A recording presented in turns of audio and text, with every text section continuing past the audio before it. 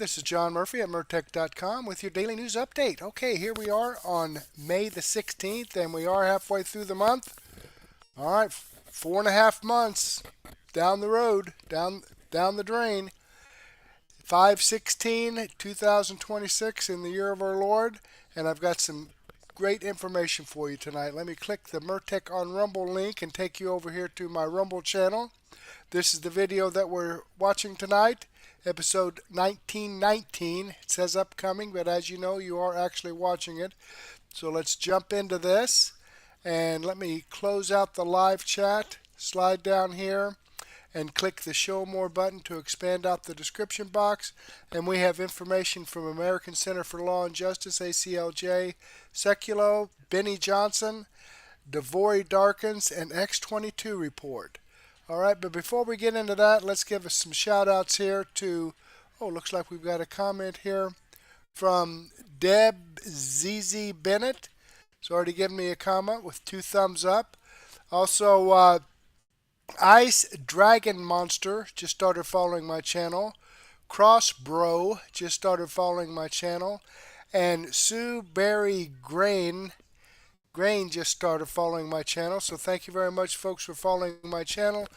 I greatly appreciate that. I hope you're tuned in, and I hope you enjoy the content. Okay, Deb Z. Bennett commented on my episode 1919. You just saw that. Debbie BS reposted my episode 1918. Debbie BS commented on my extra 700C. QMEC, Bonnie 1770, and Debbie BS commented on my extra 701A.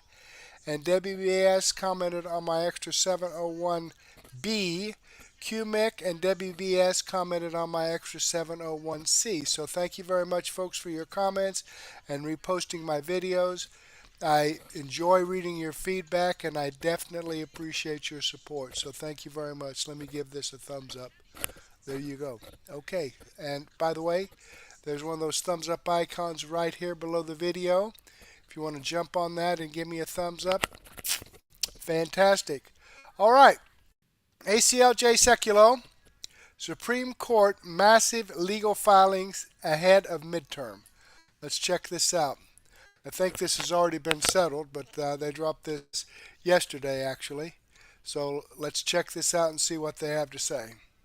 There is an update of what was going on in Virginia, Will, and we wanted to chat about that a bit. That's right. We talked earlier in the week about how the Attorney General of Virginia was planning to file at the Supreme Court of the United States, taking that appeal out of the state court system after the Virginia Supreme Court said that the redistricting would not go forward as they had voted on, but now it's been appealed to the U.S. Supreme Court.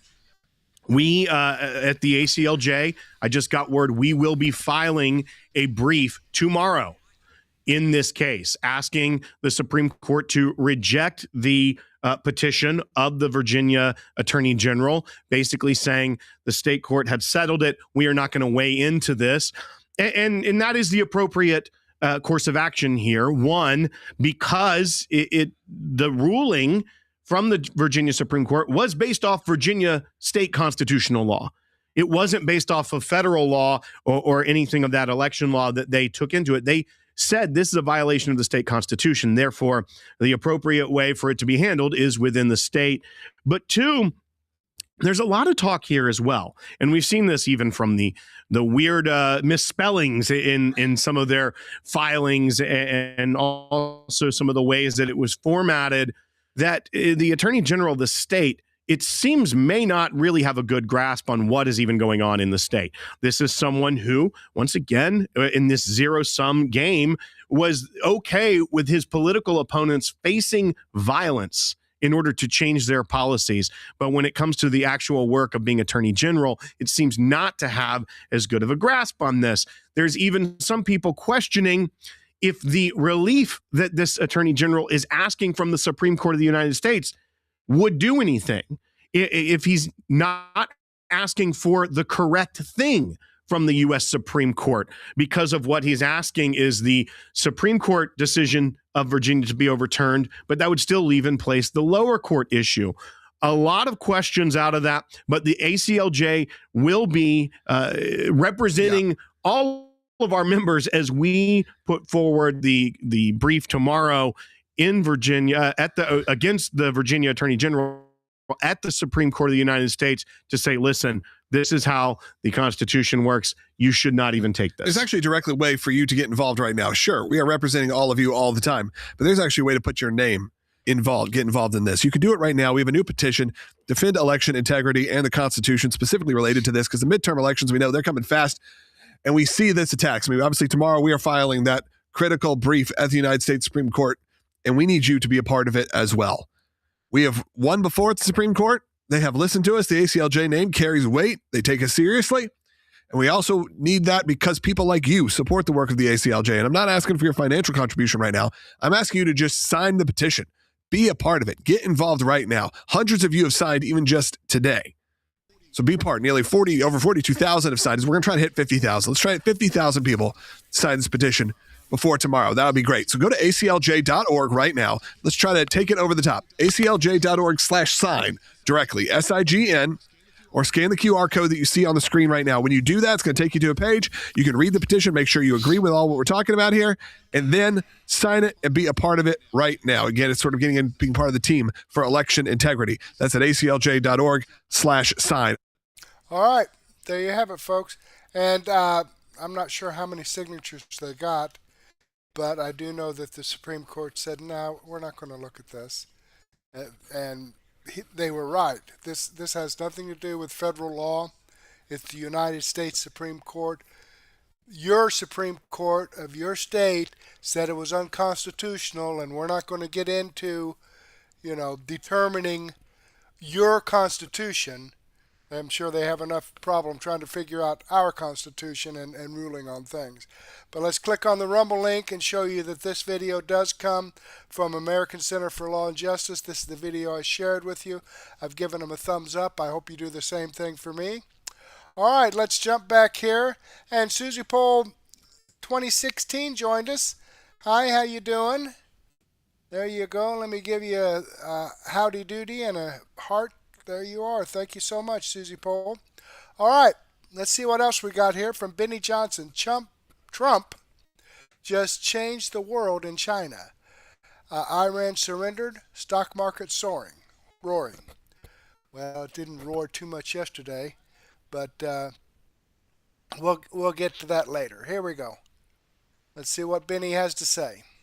If you're wondering how the meeting between President Trump and Xi Jinping, inarguably the world's two most powerful men representing the world's two most powerful nations, is going, and again, they've had frosty relationships in the past, well, look no further than the power stance, the power handshake, and the musical selection at dinner as the People's Republic Army Corps Band played YMCA for Donald Trump. In case you're wondering if President Trump has a cult-like personality and following, even in states that don't like him, well, can't get any better than this. Oh, to be a fly on the wall. This is one of those that I really wish that I could have attended. A lot of these dinners look tedious. This one looks fascinating. They had the People's Liberation Army play YMCA at the state banquet for Trump. You can see the body language here, very different. Xi Jinping and Trump. I think they respect each other. I think that these two people don't respect each other. I think he hates this individual and knows that he's corrupt. Here are some of the successes that have immediately spawned out of these meetings, and they're wild for the world. The stock market is, of course, roaring right now because they like to see people getting along and like to see end of wars on Iran. Xi Jinping said, give the U.S. anything Trump needs. Well, that's a huge one right there. He said to buy more soybeans from America, buy more oil from America, buy more natural gas from America, buy 200 Boeing jets. That's, of course, in the tune of many billions of dollars, probably trillions, actually, of dollars of economics right here. And then the Iran question is huge right now. 47 never stops fighting for us. An absolute and total victory for the president and his administration. Also, the aura and aesthetics are just immaculate here. Let's go ahead and watch. Here is President Trump and Xi meeting. Nothing but respect. Not the same type of power shake that Trump does to leaders that I think he doesn't respect, like what he does with Macron when he just manhandles them. Macron, though, is used to getting manhandled. You know. And here you go. Trump and Xi having a nice little time. Look at the media of the world gathered around. And Trump, of course, in their bilateral meeting with China, had a stacked crew. Pete Hegseth, Scott Bassett, Marco Rubio, Stephen Miller, Jameson Greer, Stephen Chubb, James Blair. Come on, man. Look at this. Hordes of little kids jumping up and down, waving American flags. It is China after all, right? Kids very excited for Trump. We played the videos of people camping outside of Donald Trump's house with the local Chinese reports saying that they've never seen like celebrities or pop stars or NBA players. Nobody gets treated like this. And China has plenty of big-time performances and actors and people that come there, and nobody gets treated the way that Trump is being treated. 3 blocks away is where the barricades are, and President Trump, there was mobs of people, many thousands big, just to get a glimpse of Donald Trump. Trump stopped his motorcade multiple times in order to say hello to the people. There you go. Power stance there, baby. Look at that. Good. I love it. Poole asked the CEOs how the meeting went, and Musk said it's going wonderful. Many good things happening. Tim Cook gave up a peace sign, then a thumbs up. And Jensen Huang said meetings went well. Trump is incredible. People are loving it. He just patted Xi on the arm. They're like having a good time together. They're kind of like they're broing out. Good. Good. Obviously I'm no fan of communist China, but I am a fan of peace and prosperity in the world and in our time. And you need good global partners for that. We've been advocating for peace.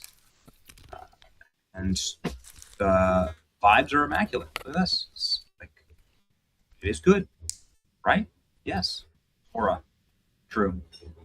This is what they mean when they said farm aura. This was what they were talking about.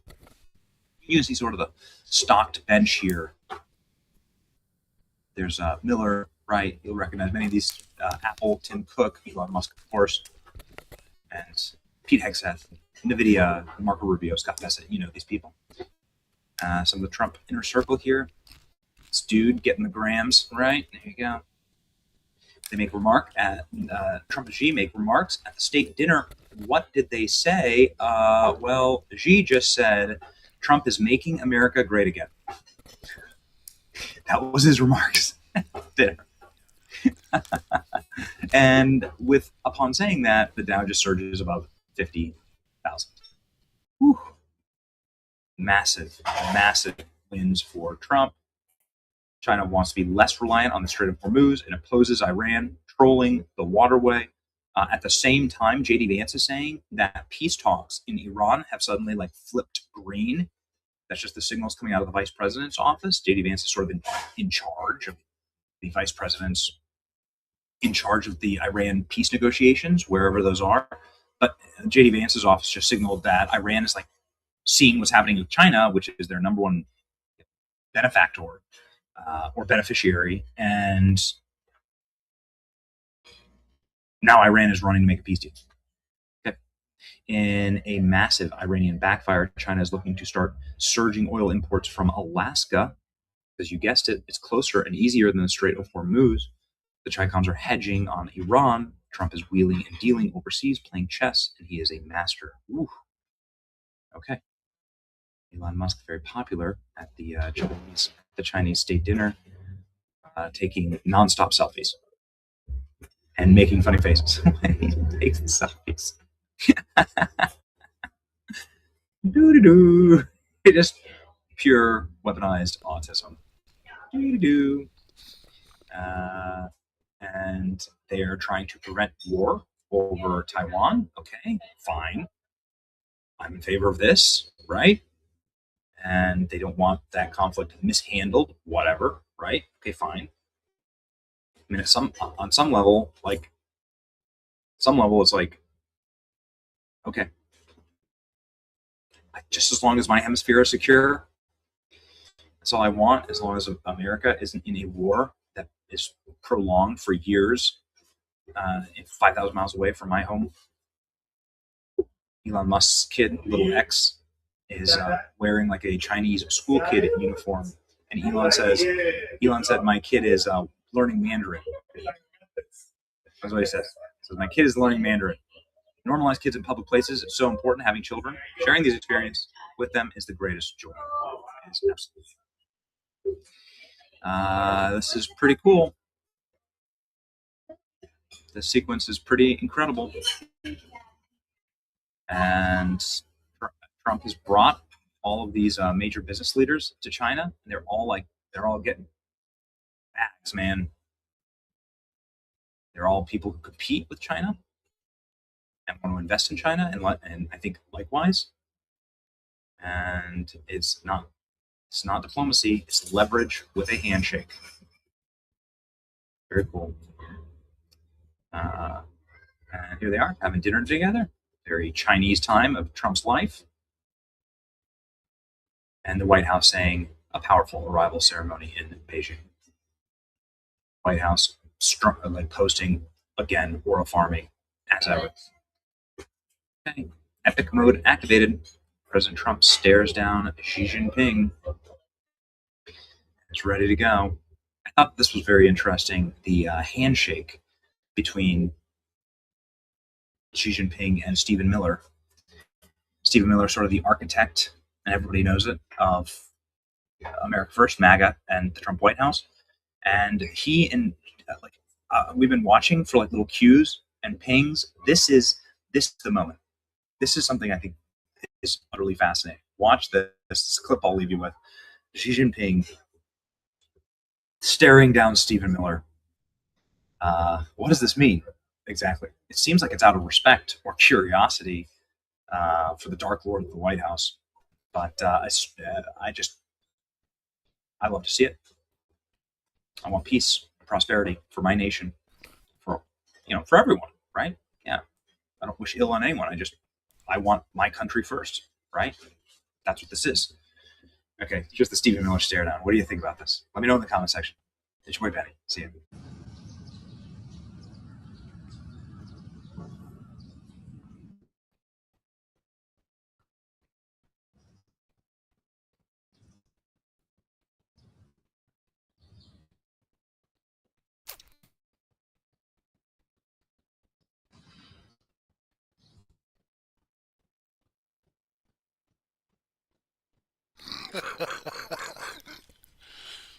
I don't know. Well, yep. There you have it.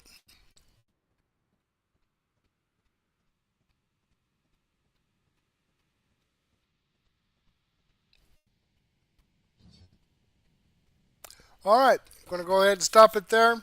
And, I don't see a problem. The mainstream media, all you heard them talking about, and of course Hakeem Jeffries, is how Donald Trump betrayed the United States and, bent the knee to Xi Jinping. I didn't see that. I saw some business deals being accomplished. So I don't see anything wrong with selling United States oil to China. They're going to get it someplace. I can't believe a country that's as big as China doesn't have oil reserves like Russia does. I mean, Russia exports oil. I know they got a lot of coal because they build coal-fired power plants. I've heard 2 or 3 a week. But to get petroleum from the United States, why not? I mean, they send their goods over here made with slave labor, pennies of what we can make them here with our high labor costs, especially in California and New York. But that beside the point, why not get some of that money back by selling them oil, petroleum? I don't see a problem with that. Let me know in the chat or let me know in the comments if you think I'm just all crazy. China is China. China has been China for thousands of years. The United States isn't going to change it. They've got over 1.5 billion people there. Okay? They're going to do what they need to do. So there you have that. Let me go ahead and click on this Rumble link here and show you that this video does come from Benny Johnson. This is the video I shared with you. I've given him a thumbs up. I hope you do the same thing for me. All right, let's jump back here. Come on, folks. Tell me what's going on. Chat with me a little bit. All right. Devory Darkins. Democrats drop ridiculous lawsuit as Schumer makes humiliating mistake. Well, let's check this out. So the president has decided to fix the Lincoln Memorial reflecting pool that Barack Obama spent $34 million on and failed. Well, he's been hit with a new lawsuit that is trying to stop this from happening. And also President Trump is in China along with Elon Musk and others in order to get some business deals underway. And then, of course, the outrage, I think you won't be shocked by. Let's start with this reflecting pool and what's really going on here. Take a listen. A nonprofit group trying to stop President Trump's reflecting pool renovation on the National Mall claims the project breaks federal law. The Cultural Landscape Foundation filed a lawsuit today saying the National Park Service violated an Historic Preservation Act by repainting the pool, quote, American flag blue. The complaint says the new color, quote, will fundamentally alter the visual and experiential character of the pool. The president announced the project last month and drove through the pool's construction site just last week. The New York Times is also reporting that its initial cost of less than $2 million has now ballooned to 7 times that figure. See, these are the type of stories that remind you why you can't trust the media. Because when they go to report the news, they purposely leave out other facts that would help you have the right interpretation of what's really going on here. So allow Devory to do that for you.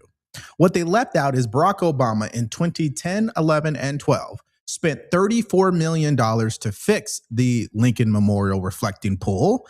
And guess what? He failed to fix it. The leaks continued and algae got out of control. Now, President Trump in his second term is obviously seeking to finally fix it once and for all. And they're complaining now that it's up to $13 million. Now, you tell me, what is $34 million in 2012? What would that be worth today? For more on the project, I'm joined now by one of the reporters covering that story. That's David Farenthold of the New York Times. David, welcome back. Let's begin with your reporting on this that shows that initial cost estimate from the president of $1.8 million, now up to $13.1 million. What happened there? Well, the President Trump has said multiple times that this project is only going to cost $1.8 million or less than $2 million. That's never been right. From the beginning, the federal government had expected to pay $6.9 million for this contract. And then on Friday, that cost jumped again by another 88%. So now we're talking about $13.1 million. So what is the case to get this done? Well, as I just told you, this pool has been leaking and has an algae problem that dates back to 2010. The president wants it done for the 250th anniversary of our country, which justifies why this was a no-bid contract. The no-bid contract is also a point of why people are opposed to this. It also includes the fact that it's half of what Barack Obama's job costs, 13 versus 34 million. And presidents have always invested into this memorial. So nothing new here. The no bid contract might be the biggest criticism. I don't believe it's enough to say, hey, let's pause this project and complain about the fact that it costs 13 million, especially if we compare it to 34 million. But that's exactly what MSDNC spent their time doing today. Take a listen. I mean, I think the dilemma is, I think about the clips of all of the folks that had emotional responses that you showed on the front end of this segment, that this is not really an aesthetic choice. It is not about the color, but it is about maintaining the integrity of the memorial design by architect Bacon and landscape architect Frederick Law Olmsted Jr. And Jr. himself literally shaped the federal city in the first parts of the last century. And this is just another egregious situation where Olmsted's design intent for a memorial and commemorative landscape is being altered without any public review whatsoever. All right. I guess I'll have to ask you guys the question. If you could put it in the comment section, do you believe the public needs to approve fixing the Lincoln Memorial reflecting pool? Do you think that type of project, where it's not something because we're looking to create a new pool, we're looking to make the pool 3 times larger, we're fixing an existing issue that is based on a leak and an algae problem, does that involve public approval? My opinion would be no. I don't think so. But I guess if you're against the president, by default, anything that he does, they are against. You would, without hesitation, sue him in regards to this project. And that's the United States of America. Anybody can sue these days. Let's go to Doug Burgum, the Secretary of the Department of the Interior, because this is his wheelhouse. Here they are pressing him on Capitol Hill regarding the no-bid contract. Take a listen. Who picked this company?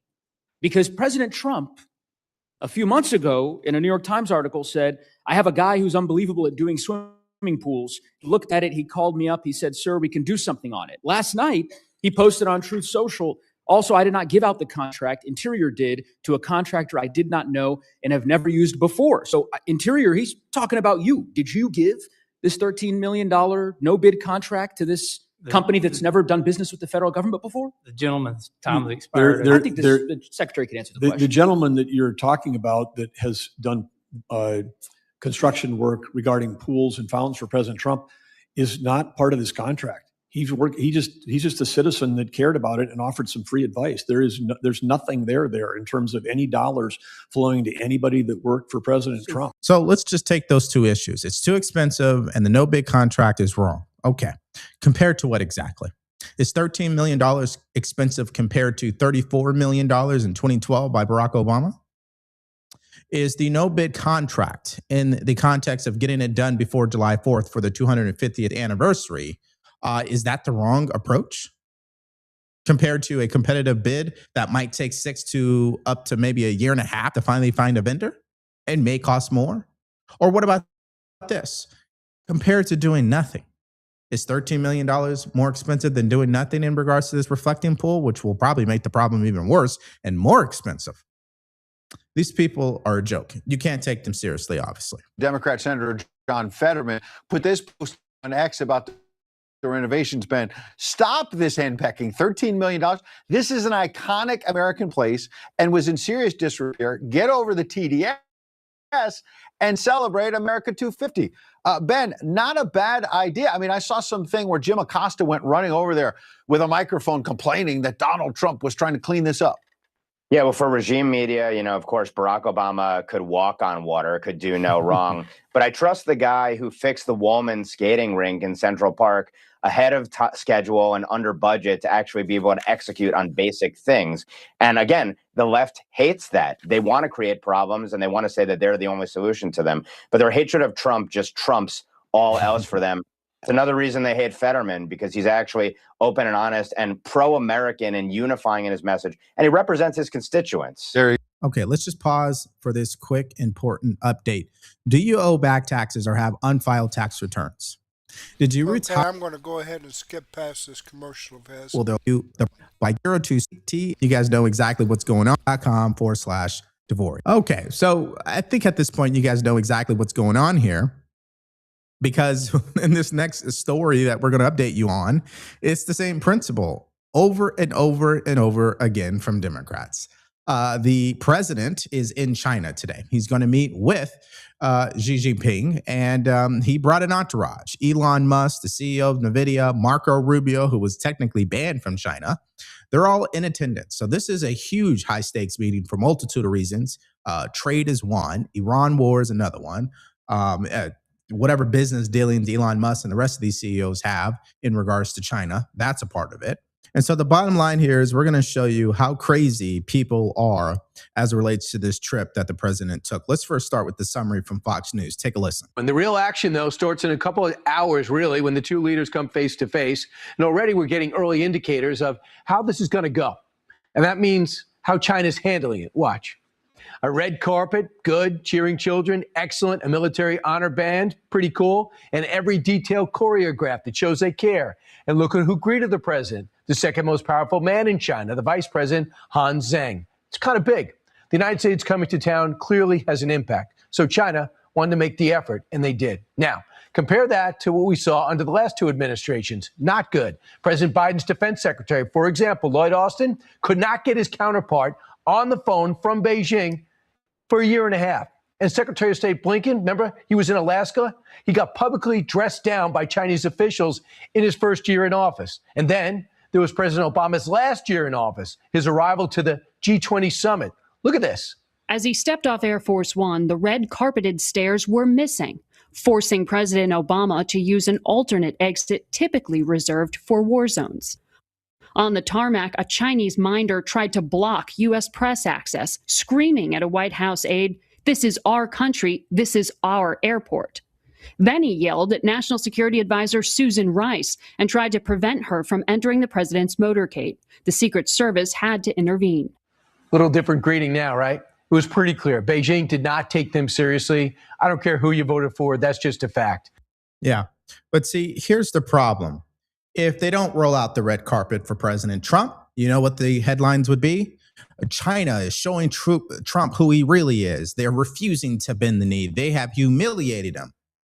Then when they roll out the red carpet for the president, you know what they're saying now? Oh, they know exactly how to wine and dine the president. So which one is it exactly? Okay, let me show you an example of that talking point. Jessica Tarloff on The Five. Take a look. The Chinese obviously knows how Donald Trump likes to be greeted.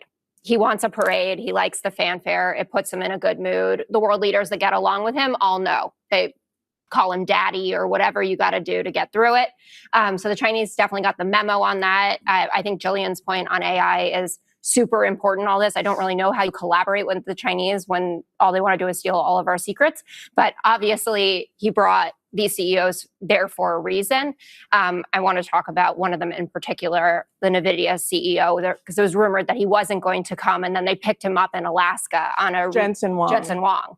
And that's all about the chips. So the Biden administration was against selling our high-level chips to the Chinese. They said it was a national security threat. President Trump reversed that position. And a lot of people disagree with that. And not only did Jensen Huang lobby for that, he wants the Chinese to buy even more of his chips. So he's there to make a deal. Donald Trump is there to make a deal on that, perhaps, but also several other points on the tariffs. He needs to sell more soybeans. Now, the first half of her talking points is just a complete joke, as you guys are aware. But the second half makes sense to me. We're dealing with a president who's transactional. Everybody knows that when they voted for him. He's a businessman. It makes sense that he would bring businessmen with him on this trip to strike multitude of deals that would be in the best interest of America. Now, I think there's plenty of debate in regards to chips and stuff like that, and what type of business we really should be doing with China, because as we learned during COVID, they have a certain level of leverage that I think the average American is uncomfortable with at this point. And it was a tough one. And I'm talking about our supply chain. So trade has to be priority number one, but I'm not in the room. Okay, I'm not the expert, but I'm not an idiot like Chuck Schumer, because here he was this morning saying this about the president and China. There's an old saying that only Nixon could go to China, but soon they'll say only Trump could sell out to China. Xi Jinping has Donald Trump salivating at the prospect of $1 trillion Chinese investments in America that would threaten America's supply chains, threaten economic independence, threaten national security, strengthen China at the expense of American strength. Donald Trump wants a deal with China so badly, he could sell out on American manufacturing. He could sell out on chips. He could sell out on Taiwan, which produces many of these chips. He could sell out on AI and on any number of grave issues that will determine who dominates the 21st century. Right now, again, to get his photo in the newspapers and try work to raise his very low poll numbers, he's going to sell out to China. Now, I'm sure you can remember that Chuck Schumer is part of the old guard that actually sold out to China. All those manufacturing jobs, the middle class, right? These homegrown careers and warehouses and things of that nature, all gone. Why? Because Chuck Schumer and Congress, including the president at the time, Bill Clinton, were all behind and in support of selling these jobs down the river to China. Now he has a problem. And then he accuses the president of selling out. Now, here is Brett Baer sharing an interesting experience while filming in China that just shows you what you're going to get when you support communism. Take a look. Big Brother is watching. There are literally cameras everywhere in Beijing. We are outside the Haidian station, and I can count at least 20 on this corner. In fact, in Beijing, they've added 1,500 cameras just this year alone. They see everything. There's nobody jaywalking here because they could get a ticket right away. In fact, our driver parked illegally for 2 minutes, and he got a message on his phone that he got a ticket for about $40 US. Because they saw it on the camera. Now, there are real questions what the CCP's goal is about citizen tracking and social scoring. They say it's to make everybody feel safe. These cameras are watching every minute. They're everywhere.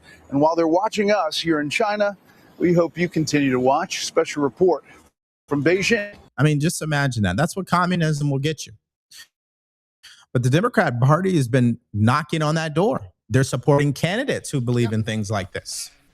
And I mean, in America, we should be so grateful for the freedoms that we have. And I think people, because they have forgotten to be grateful, they're too busy making up problems that they think should be solved, instead of focusing on the things that are basic to the average American that would be a profound impact on our daily lives.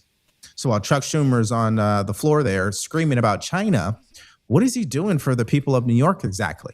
Nothing. So, you know, it's just interesting, the level of hypocrisy in this particular story and the reflecting pool. I mean, I don't know. Why don't you guys let me know what you think about both these stories in the comments section below. Make sure you hit that like button, share the show with your family and friends. Make sure you're subscribed to the channel. If you want more updates, click on the next video because it's coming up right now. Go ahead and pause that and show you that this video does come from Devory Darkins. I am subscribed to his YouTube channel, giving him a thumbs up. I hope you do the same thing for me. All right, let's jump back here. And hi, Coco, M41 Coco. Let me give you a salute there. Okay, good job. Anybody else want to join us in the chat? Okay, we have so 17 people watching right now, so just jump right in there. All right, X22 Report has one of his specials with Jeffrey Steele. You are witnessing the synthetic destruction of the old guard. America is great. Okay, let's check it out. All right, if this will take off, we'll be in great shape here. Storyteller, and I am very happy and honored to have Jeffrey on the X22 Report Spotlight. Jeffrey, welcome to the Spotlight. Dave, it is an honor to be here, sir. I listen to you every day. You know, I'm an avid cyclist. I ride every day to my studio, 20 miles, and you're in my ears every day. Oh, sorry about that. No, it's great. I mean, it just, I get so much out of these shows you do, and I've been following you for many, many years. And ever since all this crazy debacle started, and you're truly a light in the dark, my friend, and I appreciate you very much. No, thank you very much. And thank you for everything that you do. I mean, you have songs out there. I mean, when Charlie Kirk, when he was killed, you wrote a song about him. You do Monday Night in America. You have this new album coming out, The American Storyteller. So why did you decide to come out with American Storyteller? What was the purpose? Well, it's a lot of reasons. First of all, I've been doing this forever. I grew up in Los Angeles, California, back in the 60s and 70s as a kid, and then moved to Nashville in the early 90s. And my career has spanned, just generations of music. And as I became a country music songwriter back in probably the late 80s, I started to figure out that I was more of a storyteller when I wrote these songs. And as time has gone on, most of my biggest hits have been, story type of songs.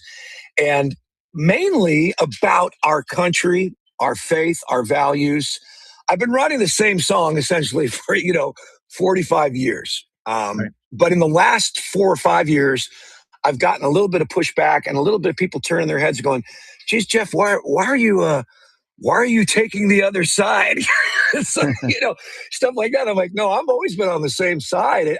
I've been on the side of freedom, and that's what I've always written my songs about, the culture of America and the freedom of America.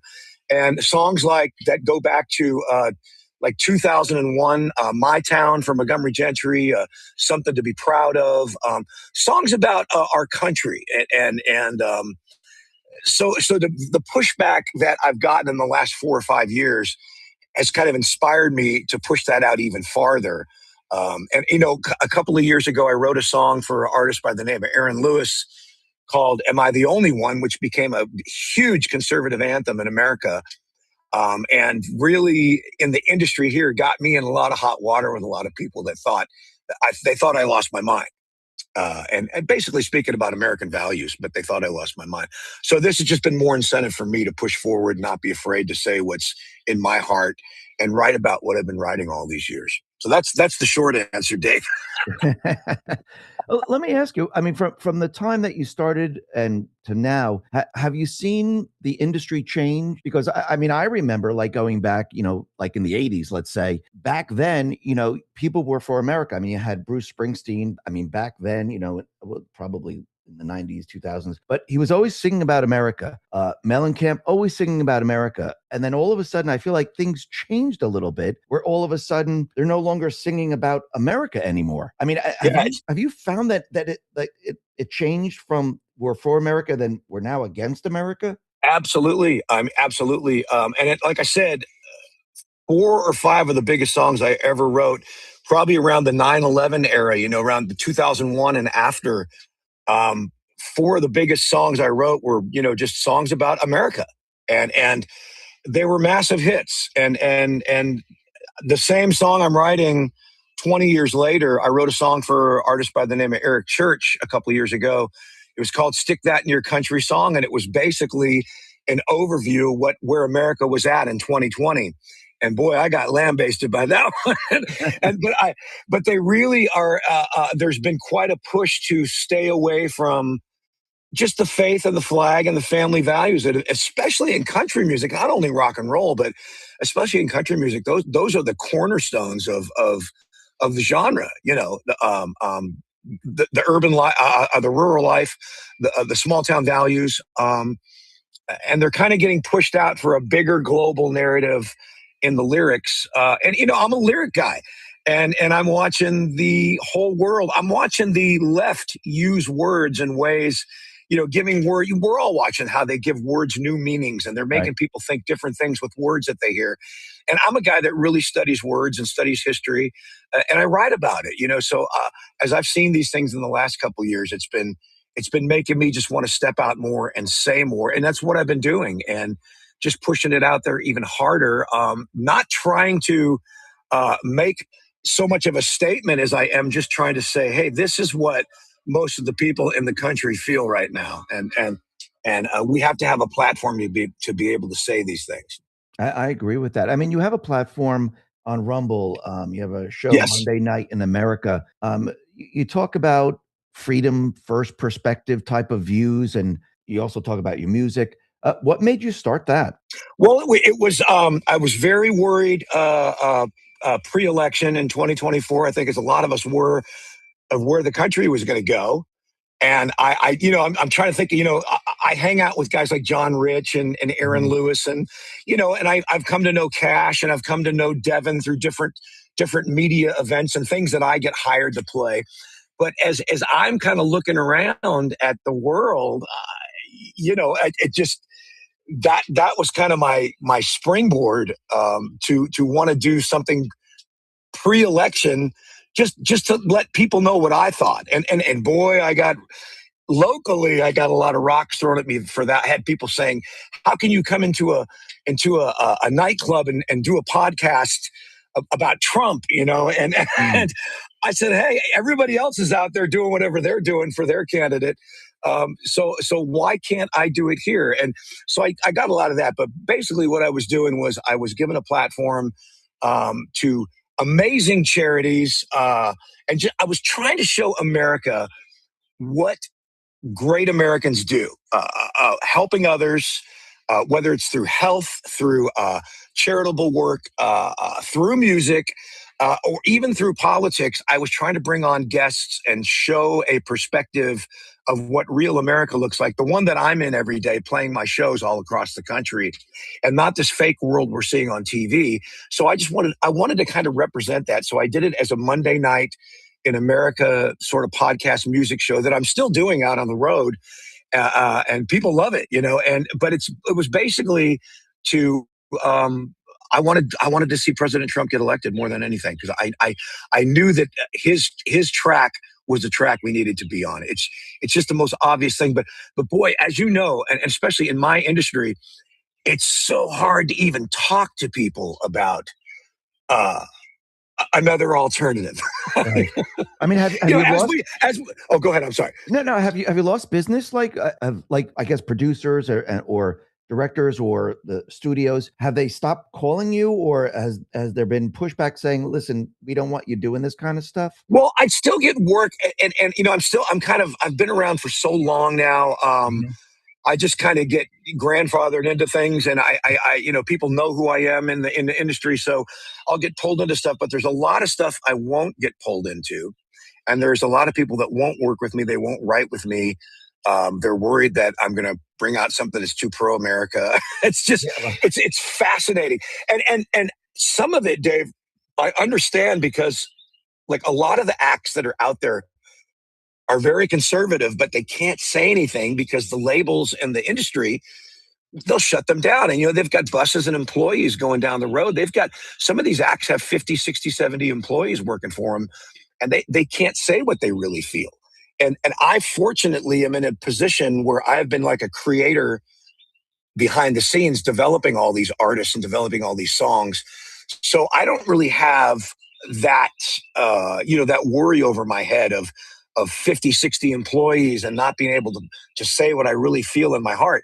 So I've took it upon myself just to step out and start saying it, because I know that they want to, but can't. And so I think, I'm going to be 65 this summer. I'm way too old to be out there, trying to be to be a rock star artist. I've had an amazing career in the background, but I feel like I've been called, if nothing else, not to try to be famous, but to try to light up this younger generation to really understand what's happening to our country and to our world right now, to understand the games that are being played and the manipulation of the language and the words to get people to believe things that just simply aren't true. I mean, we've seen the last 10 years of politics. I mean, everything that has been put onto Trump in the last 10 years has proved to be not true. Every single thing. And nobody says, oh, sorry. No, nobody says that at all. Yeah, nobody says, oops, you know what? You're right. We were wrong about that. We are so sorry. We don't even get that much. And he's been shot now or attempted shot 3 times. Yeah. 3 times, Dave. And the response is, well, he didn't get hit. He didn't get killed. So that's the mentality of the people that we're dealing with. It doesn't count because he didn't get hit. So it wasn't really a real thing. And that is the mindset of the people that we are serious. And these are people that I know that are college educated people that are pretty smart people. And they have so much hate inside of them. It's an amazing amount of hate and I don't know if Trump's got this ability to bring it out of people to show who they really are, but I'm just seeing people that I could never imagine the hate that's pouring out of them. Anyway, I could go on forever. He does bring it out of them. I mean, it's called TDS. I mean, you could see it. Yeah, absolutely. It's a real thing. It's a real thing.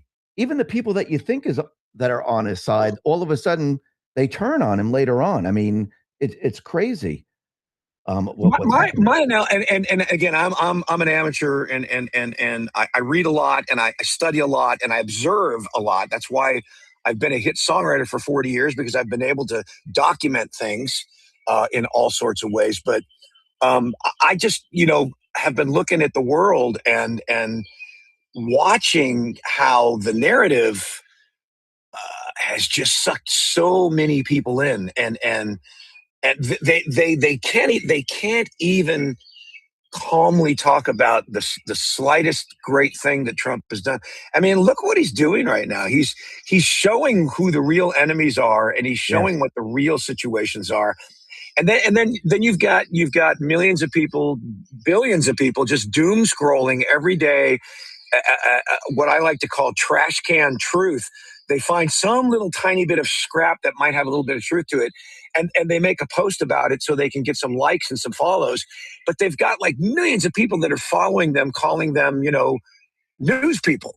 And they're not really putting any facts out there that are completely true. So that's, again, David, I point to you and say, I've learned so much from this show, and it's made me. And I'm sorry, I'm just going on and on here, but there's one bit you talked about a while back. It was about the museum civilization. I forget who the guy who posted the article was, but how society is built on a graveyard. And the society's built on a garden, and the garden is sitting on a graveyard of the people that were conquered to create the society. Right. And how without faith, the civilization can't move forward. Right. And it was an amazing thing. You read the whole article one day, and I went and researched it because that's the kind of guy I am. I'll go back and look it up and start studying that stuff. And it couldn't be any truer in this time right now. We are literally crushing our civilization right now. We have everything. We have more now than we've ever had in any time in society, and we are the only free nation that has ever existed in society in the history of mankind, and we are just crushing ourselves right now. And it's the most amazing thing to be stepping back and looking at and going, how can people not see how extraordinary our society is and our freedom is? And how can they be wanting to turn it into socialism? How can they be wanting to get rid of a free market system that allows people to be genius and creative and get to the best possible things that we can get to, which is what our founding fathers wanted to do. Yeah. They saw that with art and science, and said, man, if we had a free country where art and science could be chased after in a free market system, the greatest things would happen. And then within 150 years, we created everything, all the music, all the culture, all the inventions, all the society. We created everything in less than really 100 years. And now we're pissing all over it. No, it's amazing to watch. I agree. And I think what Trump is doing, I think he's trying to bring us back to that time period, back to when he says make America great again, I don't know if people comprehend that of what he's doing right now. He's bringing us back to our roots, who we truly, really are. Now, here's what your financial advisors won't tell you. By the time the news tells you to buy gold, it's too late. You're waiting. I get it. Okay, I'm going to get past this commercial here. They give it to nurses, the cops, investing in precious metals involves risk. Consult your financial advisor before making investment decisions. I mean, with your songs, I feel like you're the voice of the forgotten American. You know, the farmers, the nurses, the cops, the parents, the soldiers. And I think people forgot who we were as a country and what we actually really stand for. Absolutely. And to your point about the song just, it kind of fell out of me, and I was actually writing it for another artist, Dave. And I went home and played it for all my daughters, and they're like, "Dad, you have to put this out." I'm like, "Man, I'm 64 years old. I'm not going to put out a song and go on the road. You have to. This is everything you talk about." So, long story short, I put it out, but I started playing it, and as you said, talks about the soldiers being forgotten, not having a voice, the farmers not having a voice.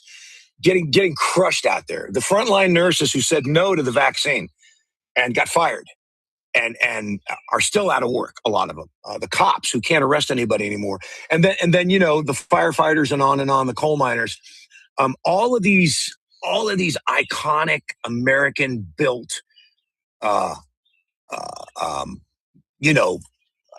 just icons of American industry and culture that are being squished. Even the housewife. You can't say housewife anymore. It's not a cool thing to be a housewife anymore. So I went out and played it at, it was actually at Kash Patel's charity event.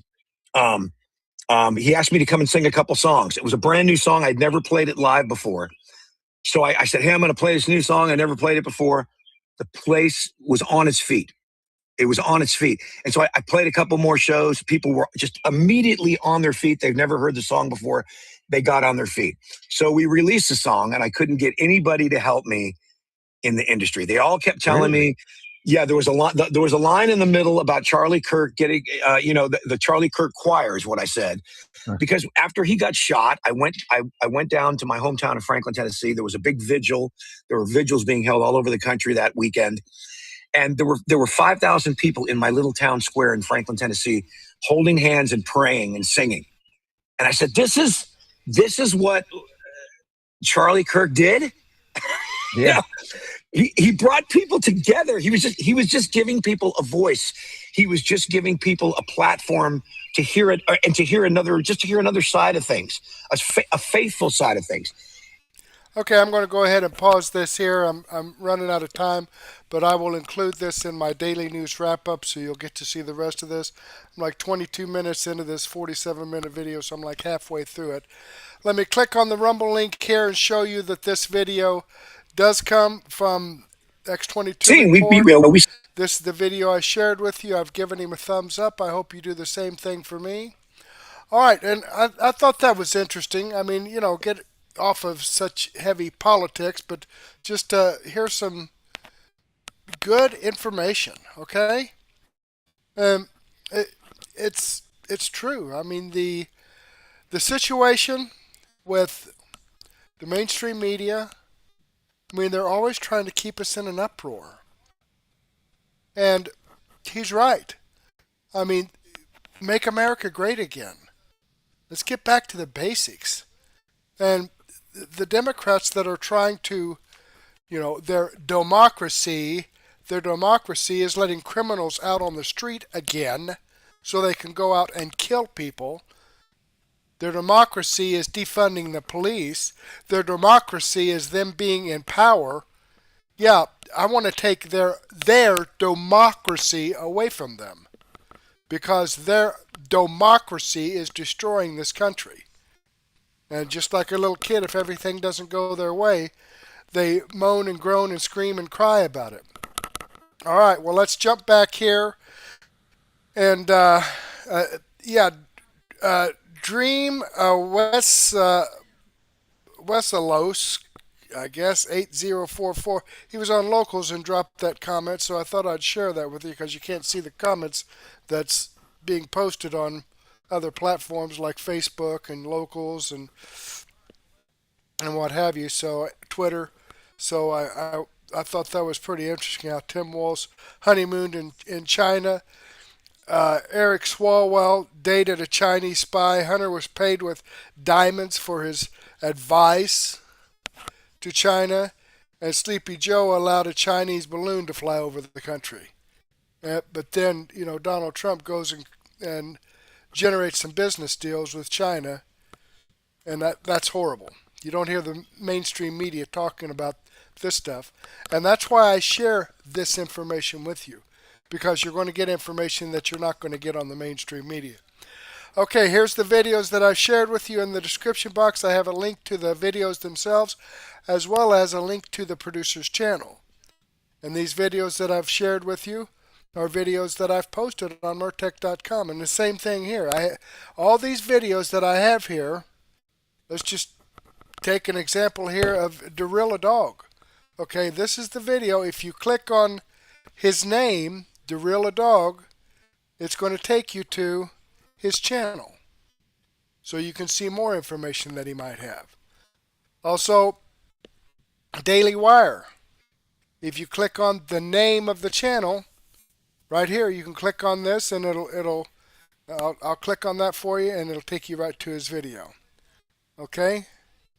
Coming back here, if you click on the name of the channel, Daily Wire, it's going to take you to the Daily Wire channel.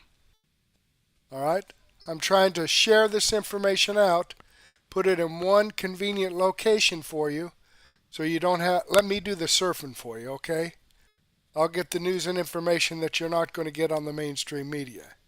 This is your one-stop shop for no-nonsense, common sense, logic, and truth. I have over 40 videos here. The link's in the description box. It's a free site. I don't ask for your name. I don't ask for your email address.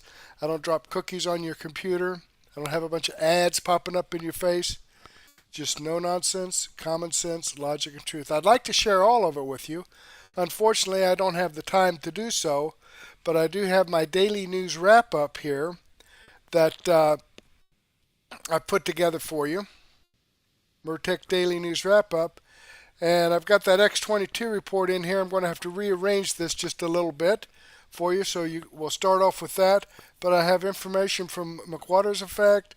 Looks like I have 24 videos in here. Black Conservative Perspective, some more information from Devory Darkins, Dr. Steve Turley, more McWater's Effect, the Y-Files, the Sean Spicer Show, Redacted News, the Mel K Show, Daily Clout, a ton of great information. But go ahead and take a break right now. Grab a cup of coffee and a donut, or a sandwich and a soft drink, or a beer, maybe a nice glass of wine and some cheese, and give me about 15 or 20 minutes to get this set up in Rumble Studio and get it going for you. And then we'll come back and hear some more great information. But in the meantime, I do want to thank you for being here. Hopefully, I will get to see you a little bit later on. Thank you again, and may God bless.